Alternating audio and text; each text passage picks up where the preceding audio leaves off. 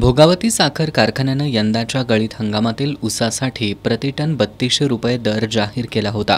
कारखाना प्रशासनानं मार्चमध्ये गाळप झालेल्या 81,719 मेट्रिक टन ऊसाची 26,15,03,794 रक्कम संबंधित ऊस उत्पादकांच्या बँक खात्यावर वर्ग केली आहे।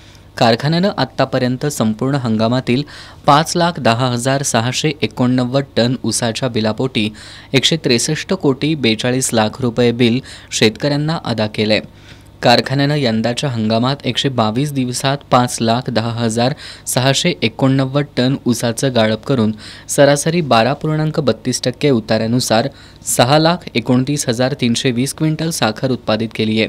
कारखान्याचं संचालक मंडळ काटकसरीनं कारभार करत ऊस उत्पादकांना आणि कर्मचाऱ्यांना न्याय देण्यासाठी प्रयत्नशील असल्याचं सांगत आगामी हंगामात 6 लाख टन ऊस गाळपाचं उद्दिष्ट साध्य करण्यासाठी आपला संपूर्ण ऊस कारखान्याकडे नोंद करून सहकार्य करावं असं आवाहन अध्यक्ष शिवाजीराव पाटील आणि उपाध्यक्ष राजाराम कवडे यांनी केलंय।